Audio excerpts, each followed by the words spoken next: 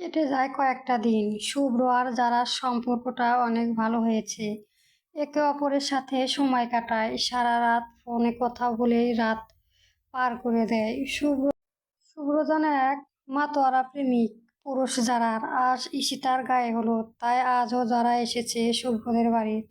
সাথে আরিয়ানও এসেছে। রাতে হবে মেহেন্দি অনুষ্ঠান। যারা আর আরিয়ান মিলে ঈশিতাকে সাজাচ্ছে। ঈশিতা বিষণ্ণ মন নিয়ে বসে আছে, যেন তার মাঝে আনন্দ বলতে কিছুই নেই। এই দিনটা নিয়ে, বিয়ের স্বামী নিয়ে কতটা স্বপ্ন সাজিয়েছিল তার প্রণয় পুরুষকে নিয়ে। কিন্তু বিয়ে তো হচ্ছে, তবে তার প্রণয় পুরুষের সাথে নয়। তার প্রথম কিশোরী বয়সের ভালোবাসা, সে তো এই প্রথমেই সেই প্রণয় পুরুষের আসক্ত হয়েছিল। স্বপ্ন দেখেছিল তার প্রণয় পুরুষকে নিয়ে। সব স্বপ্ন আশা ভেঙে গেল তার। কি করে ভুলবে তার উদ্যোগ বয়সের প্রেমিক আবেগ ভালোবাসাকে? আদৌ কি ভুল করা সম্ভব? যাকে মন থেকে ভালোবাসা হয় তাকে আদৌ ভুলে যায়? তা জানা নেই ঈশিতার। আচ্ছা, এই পৃথিবীতে যাকে চায় তাকে কেন পায় না? কেন নিয়তির কাছে হেরে যেতে হয় সবার? সব কিছু নিয়তির উপরে নির্ভরশীল। ভালোবেসেও সে তার ভালোবাসার মানুষটিকে পেল না। গড় বাঁধা হলো না তার সাথে। কথায় আছে না, ভালোবাসলেই সবার সাথে ঘর বাঁধা যায় না। হাজার বছর কাছে থাকলেও কেউ কেউ আপন হয় না। ঈশিতার দীর্ঘশ্বাস ছাড়ে। যারা ঈশিতার মন খারাপ লক্ষ্য করে বলে, যারা, ঈশিতা কি হয়েছে তোমার? কয়েকদিন ধরে তোমাকে মন মরা দেখছি। তা কিসের জন্য এত বিষণ্ণতা? বলা কি যাবে আমাকে? ঈশিতা আর নিজেকে আটকে রাখতে পারে না। ঈশিতাকে জড়িয়ে ধরে ডুকরে কেঁদে ওঠে। যারা ঈশিতার মাথায় হাত রাখে, কান্না থামাতে বলে না, কাঁদতে দেয়, কারণ কাঁদলে নিজের একটু হালকা লাগবে। কিছুক্ষণ পর ঈশিতার কান্না থামিয়ে নিজেকে সামলিয়ে বলে, ঈশিতা, আসলে সবাইকে ছেড়ে শুভ্র ভাইয়াকে ছেড়ে যেতে হবে, তাই খারাপ লাগছে, বিষণ্ণ। ঈশিতা কাউকে জানাতে চায় না তার মনের কষ্টগুলো। নিজের কষ্ট নিজের মাঝে চাপা দিয়ে রাখে। যারা একটা সেটা বলে ঈশিতাকে শান্ত না দেয়।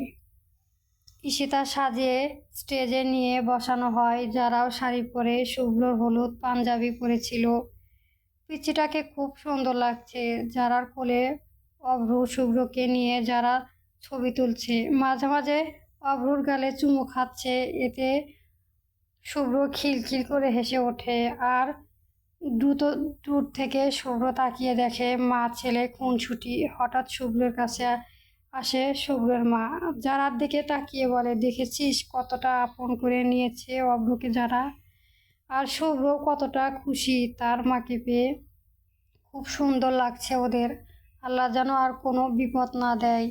শুভ্র নিম্ন স্বরে অমনি বলে ওঠে। কিছুক্ষণ পর শুভ্রকে সারা আরিয়ানের কাছে দিয়ে নিজের রুমে যায়, কারণ তার শাড়ি কুচি অসাবধানতায় খুলে গেছে, তাই ঠিক করতে। যারা রুমে যেতেই পিছনে পিছনে শুভ্র যায়। রুম ঢুকে দরজা লাগিয়ে দেয়। দরজা লাগানোর শব্দ যারা পিছনে ফিরে তাকায়, দেখতে পায় শুভ্র দুষ্ট হাসি দিয়ে তার দিকে এগিয়ে আসছে। শুভ্রকে হলুদ পাঞ্জাবিতে দারুণ লাগছে। দুজন দুজনের দিকে এক দৃষ্টিতে তাকিয়ে আছে। মনে হচ্ছে যেন শুভ্রর দৃষ্টি করেছে দুজনেই। শুভ্র ধীরে ধীরে যারার একদম কাছে গিয়ে দাঁড়ায়। যারা ঠায় দাঁড়িয়ে আছে, সে যেন শুভ্রর ওই দুই চোখে ডুবে গেছে। শুভ্র যারার শাড়ি বেদ করে পেটের হাত রাখে। যারা ঠান্ডা হাতে স্পর্শ কেঁপে ওঠে। যারার হুঁশ ফিরে আসে। দূরে সরে যেতে চাইলে শুভ্র যারাকে নিজের সাথে মিশিয়ে নেয়। শুভ্রের গাল যারার গালে স্পর্শ করে। যারা একদম পাথর হয়ে যায়, স্তব্ধ হয়ে দাঁড়িয়ে থাকে, যেন কোনো কাঠের পুতুল।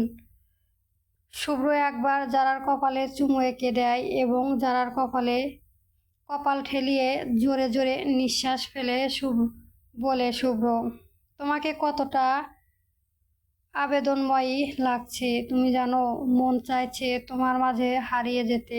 নিজেকে আর সামলাতে পারছি না পাখি।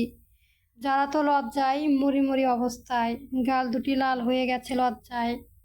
কান থেকে গরম ধোঁয়া বের হচ্ছে। শুভ্র যারা ঠোঁট দিয়ে দিকে এগিয়ে যায়, দুজনের ঠোঁট ছুঁই ছুঁই অবস্থা। তখনই দরজা কেটে টোকা দেয় শুভ্র। বিরক্ত নিয়ে বলে ওঠে শুভ্র, অচ্ছিত।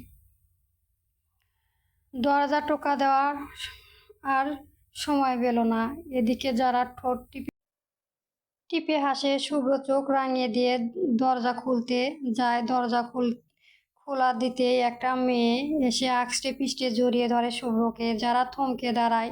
পরবর্তী গল্প পেতে চ্যানেলটা সাবস্ক্রাইব করবেন। ধন্যবাদ। গল্প জীবন মানেই তুমি।